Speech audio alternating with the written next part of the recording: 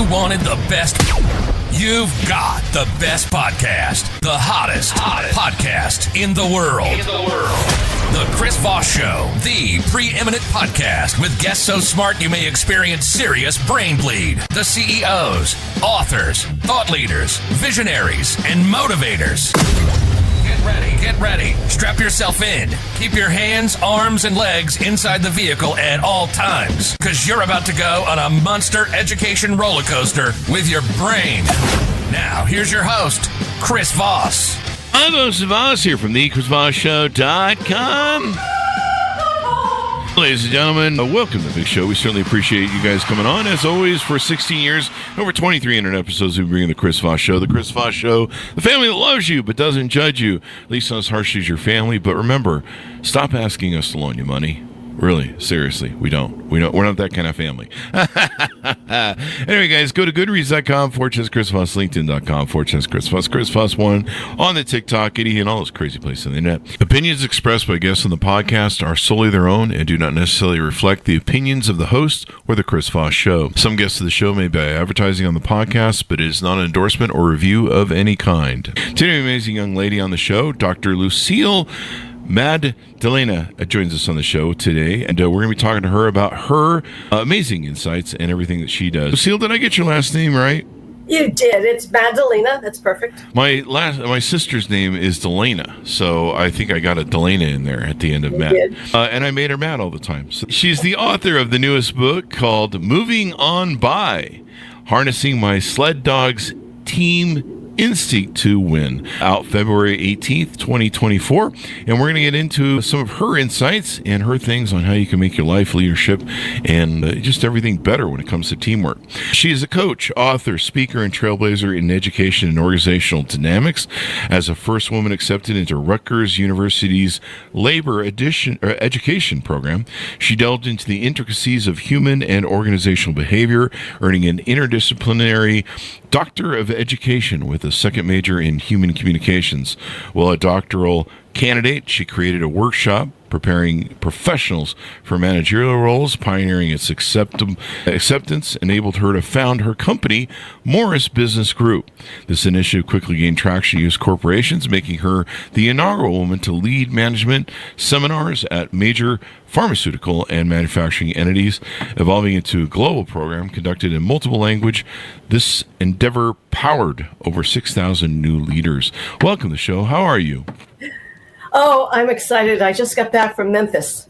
Oh, yeah. Now, was that part of the Super Bowl or Super Bowl area? No, I went the week before. To do a little work with corporations, some team building down there. They're doing some great building.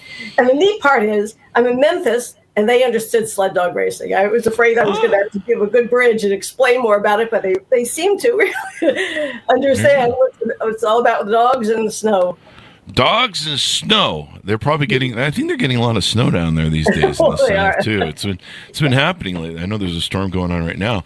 So sled dogs. I know that. What was it, Baldur, or what? Who's the famous dog that everyone kind of knew? Balto. Yeah. So give us your .coms. Where can people find out more about you on the interwebs to get to know you better? Oh, please visit my website. There's lots of good stuff there you can download free. It's MTM Coach. I shorten the name of my company to make it real easy. Maddalena Transitions Management, or mtmcoach.com, and take advantage of all the stuff that's on there. Download, read, watch some sled dog teams running too. Hey, I like that. I love watching sled dog teams. I think this is amazing. So give us a 30,000 overview. What's inside your new book, Moving On By? On by is the sled dog command for passing. So if you're behind a team and you're ready to pass that team, you shout on by. That means the lead dog gets off that nice, safe, packed trail into the deep snow, passes the team in front of you.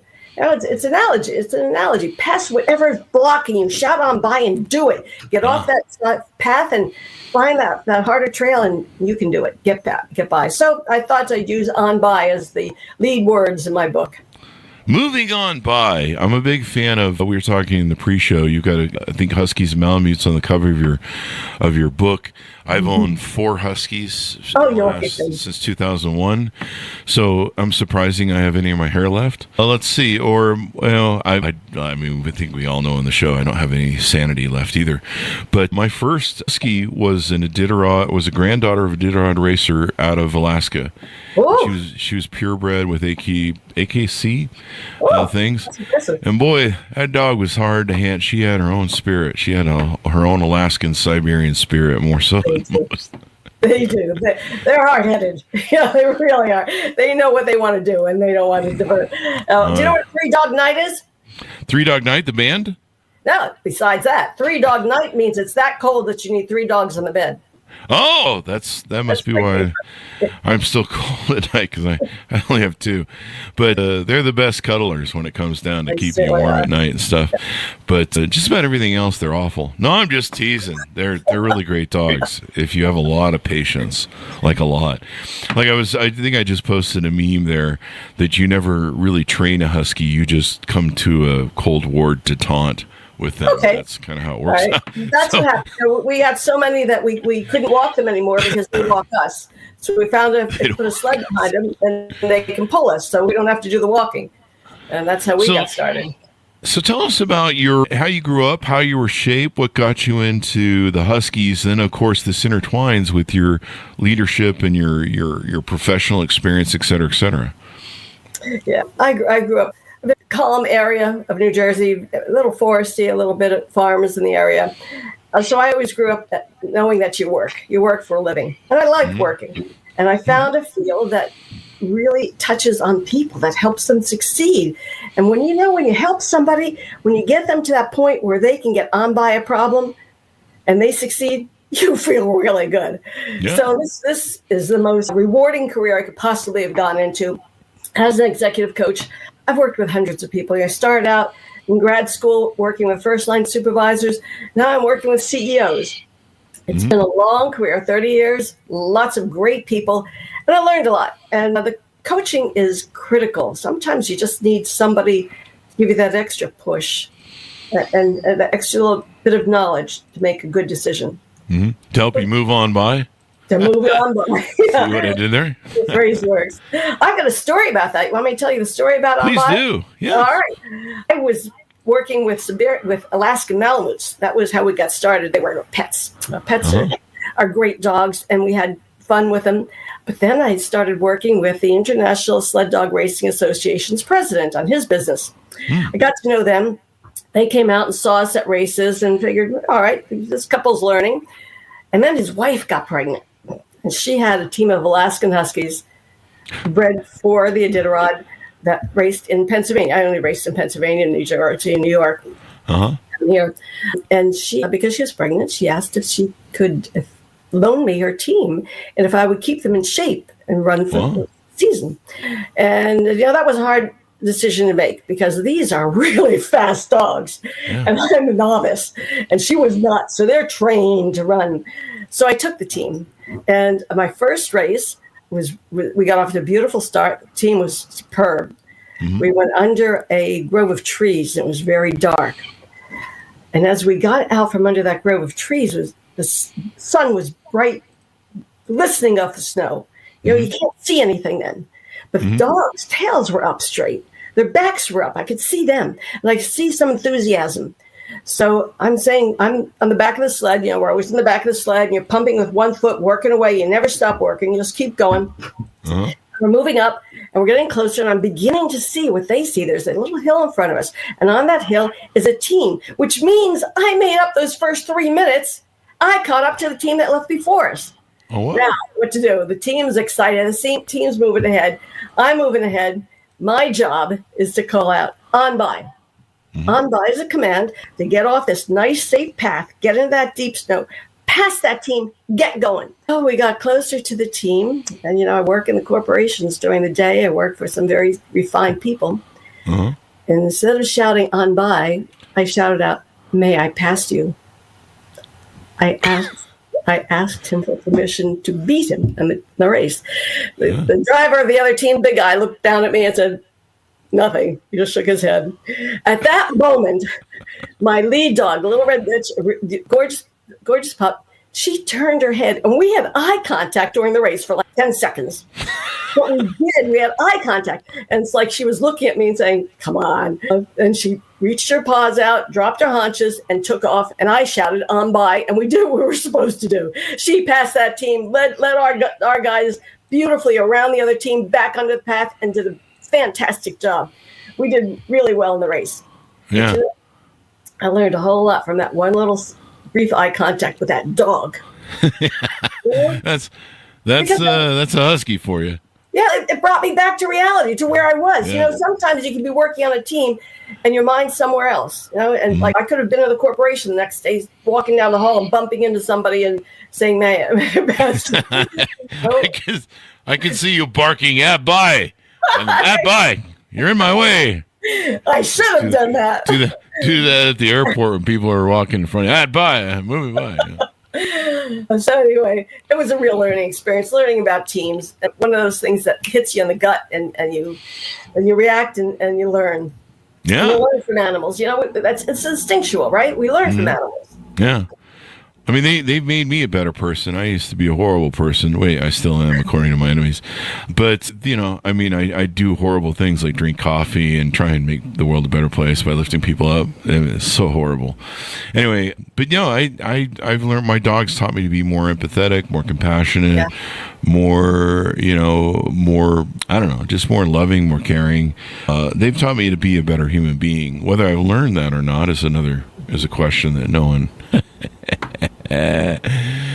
So you wrote this down in the book and put this down on how to teach leadership and teamwork through the concept of harnessing these dogs and having an instinct to win. I mean, certainly that's a sport in and of itself. Did you guys ever do that? I think you mentioned Pennsylvania back east. You guys were doing the sled dogs in? That's right. Yeah. Yeah. Do you guys do anything like the Iditarod out there where they do things like a little races? Of course, we have races. Yeah. It's 3, 5, 10 miles. That's all I Okay, yeah. Nothing like the Iditarod that goes on forever. But it's the instincts of the dog. You're talking about how much we learn from animals. Mm-hmm. And we do learn from animals because it brings us back to some basics here, and some caring and some nurturing. Mm-hmm. And that's what it's all about. We talk about in corporations, in business, and anything. If you own a business, if you're working with a team, it's got to be connections. You got to care about the people. Yeah. You can't work at them. Nobody can win anything by shouting and making commands. If you want a team to work, you have to help them figure out how they're going to succeed. Give them opportunities to learn from themselves and to share and build support. Yeah. I like what Peter Senge had in his book about building learning organizations and stuff, the fifth discipline. And you're right, helping them learn, helping them grow, helping them solve their own problems, helping them see the vision for what you want in the world is pretty much, and I think it's more popular nowadays. We've kind of moved away from the stick sort of management style of do your job or we'll fire you to now I think most leaders understand that you've got to inspire hearts and minds. You've got to lift. You've got to make people see a picture, a vision that's bigger than yourself, the company, and maybe contributes to the world a little bit more. And I think a lot of newer employees, millennials and Gen Z, that's kind of what they're seeking, right? That's precisely what it's all about. Now, we're talking about work-life harmony now. We're talking about making people responsible and allowing them to explore some areas. Mm-hmm. You can't shout at them. Instead, you have to listen and get people to where they are comfortable and they can be creative and be inspired. My whole theme is be inspired and inspiring. Mm-hmm. Get out there and do your thing and figure it out for yourself because you'll invest more in it. You'll get more out of it in the end. We're talking about values. Yeah, and it's probably more important too to help people get inspired because people just work better that way. The human spirit is just almost seemingly unlimited when it's girdled with hope and inspiration and a drive to do something sometimes or a lot of times beyond ourselves. And I think that really makes a difference. Exactly. And I think the biggest thing that as a coach that I work on is helping people overcome risk. Fear of risk. I had one woman they asked her to move up into a leadership role. And she said, I'll take the job after I learn it. No, that's not the way to do it. You do the job and you learn on the job. You take the risk. It is taking a risk. And once we understand that we'll survive any risk because we've got connections, because we've got intelligence, because we know what we want to work on, we can do it. And that's again why I picked that name. I get out there and take the risk. Get her done. Like the people I'm coaching, go get lost. Go get lost learning. Yeah, I mean, the only way to do anything or master anything, I hear that from a lot of entrepreneurs. I'll say, hey, you told me last year you're going to start that business. How's that going? Oh, I haven't started. I'm waiting for things to be perfect. Exactly. And I'm like, there's never going to be a perfect time. There's never a sign that comes up and says, now is the time. That's kind of, I like that line from Pink Floyd, you missed the starting bell. No one told you when to run. Perfect. And so I see that with, I've seen people for multiple years. Every year I'll bump into them and be like, hey, how's that business going? And they're like, I haven't started yet. Waiting for things to be perfect. It's like, how many years are we doing this? They need a coach. That's what I'm here for. That's what I spend my life doing. And I've done this for a long time. It's just fascinating when they take that breath. They really, you can see them inhale and go, I can do it. Yeah. And take that risk. And they find they really can. It's so rewarding. Yeah. I'm starting to refer to the term of entrepreneurship as just problem solver, professional problem solver. That's a good way to do it. Sure. Because that's really all it is. It's just you're just you're just constantly solving problems. You're constantly having to learn something new. I mean, I've been an entrepreneur working for myself since 18. There's just an endless array of stuff that you have to do. I was watching this guy on TikTok. I mentioned this before in the show, and he sells private planes. He's a private plane broker, and he's really good. He's a really classy guy. I think he lives in London or something, but he sells the private planes to very rich people all around the world, and he helps them, negotiate their deal and do all the stuff, what to pick out. And he did like a walkthrough one day, and he's like in his 60s. And so he's been doing this for a long time, pretty much most of his life, this business. And he goes, what's really funny is you would think after as old as I am and how long I've been in business, you'd think we'd have this down where every day it would just be like clockwork. We just do the things. He goes, but every day I'm still solving new problems I've never seen before after, 60 years in business, et cetera, et cetera. It's always new problem solving that we have to do. It's always some scenario, some new issue, some new technology. Technology is a big driver of that, I'm sure. AI is probably a big surprise for people nowadays. But he goes, that's all I do. He goes, that's really all I am every day is I just solve problems. And I'm like, I'm tired. Oh, no, he's not tired. He's motivated, I'll bet. He's motivated. When I saw it, I was tired. I was like, I'm tired. I don't want to keep doing this. Me energized. I'm not a spring chicken anymore. I'm up there too, but I'm full of energy because I'm working with fabulous people who are dedicated to doing it right. They have that drive. They want to get that business going. So I've run my own business now for close to 40 years. Mm-hmm. And I'm thrilled by it because every day is something new. Every day is a new challenge, a new way to look at what has to happen. Mm-hmm. A new way to give somebody the guts to go ahead and to let them tie into their own instincts so they know where they want to be. And that's what it's all about. Connecting with yourself, understanding what you want out of life. Mm-hmm. So let's talk about some of the offerings you have on your website at mtmcoach.com. Tell us about some of the things you do with people there that they can take advantage of.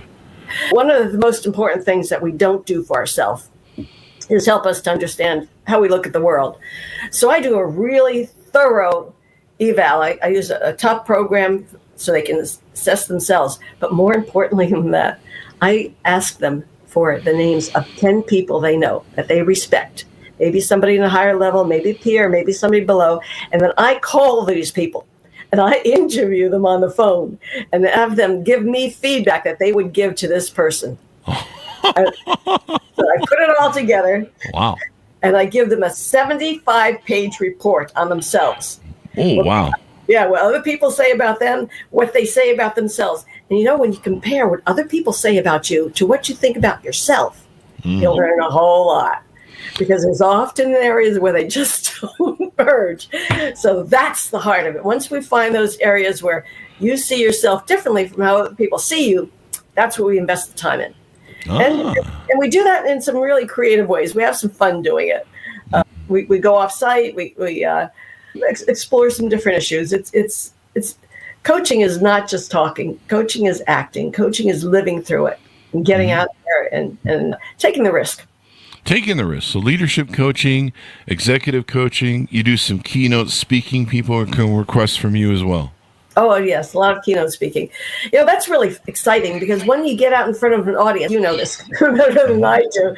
When you're speaking with an audience, you get motivated. And then you find out what's of interest to them.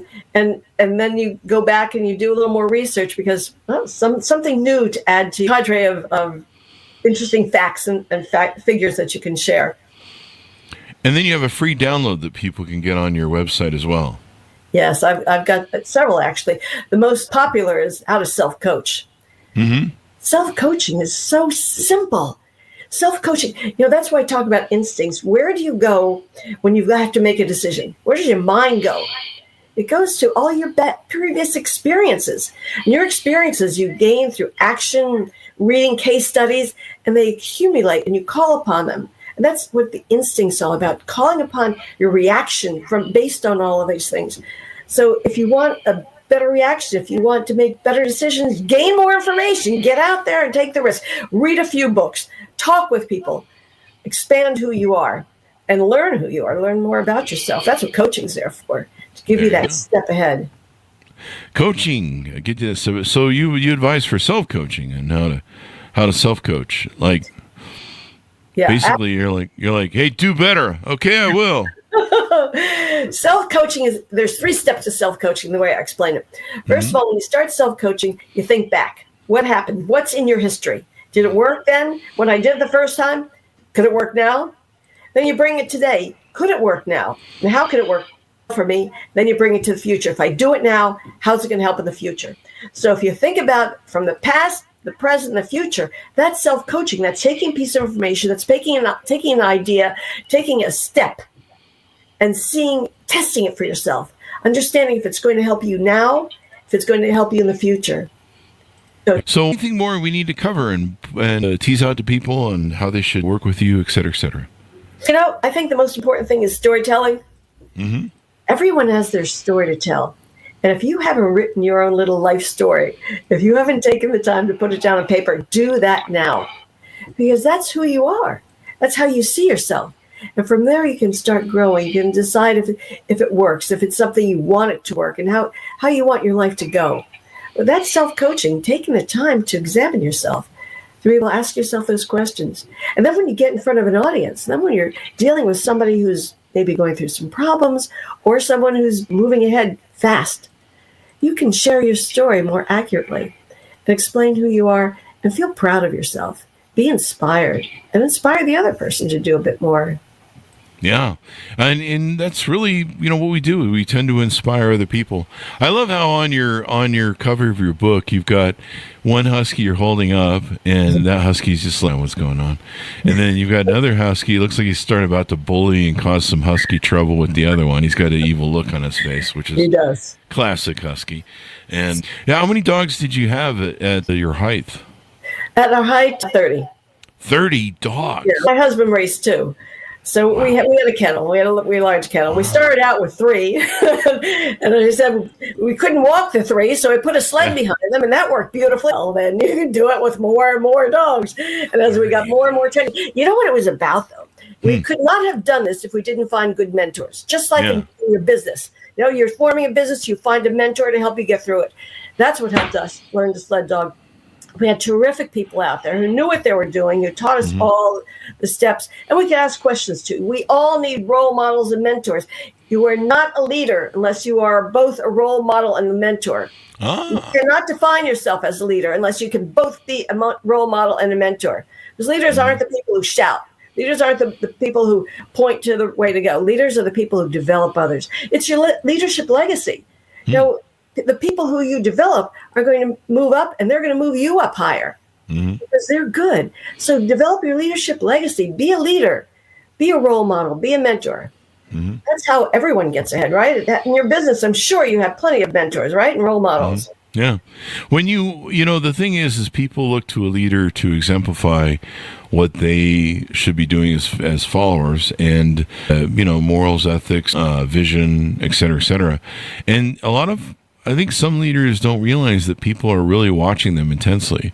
We've often joked about how, people put out a PR statement and be like, yeah, here's what our company does, our morals and ethics and how we behave. And then, you see the CEO doing the exact opposite. And you're like, you're full of shit, as George Carlin would say. So you see a lot of that. 30 Huskies, man, I thought just juggling 2 at a time was hard. Well, that's a whole new level. You need a lot of organization. You need a lot of people to help you. Oh, yeah. I've got friends who, I think they're in the Carolinas, the North Carolinas, but they run the same thing. They run sled dogs, and they've got the carts that have the wheels in case there's no snow. That's right. And so they do a whole job of it, and they love it as a couple. They're just, they don't have kids either, so that's their kids. But they have, just the amount of work that goes into it. Like once a year, they have pallets delivered of dog food.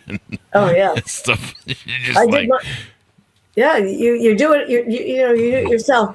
It's a year-round thing. The dogs want to stay healthy. You want to stay healthy. You're in great shape. We could run 10 miles.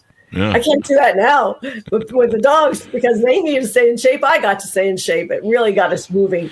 And my God, we got out in nature. We got out in the sun and the snow in the middle of nowhere. And the great thing about working with sled dogs or working with any dogs is they're like a compass for you. They know what's happening out there and you don't.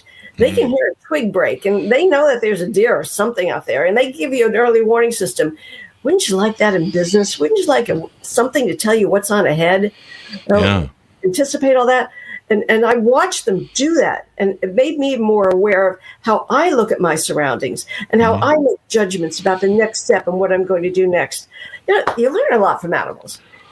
I think I'm going to have my Huskies answer the phones and do some of the customer service, the emails. I think are they good at emails? I'm going to have them lead off on a few things.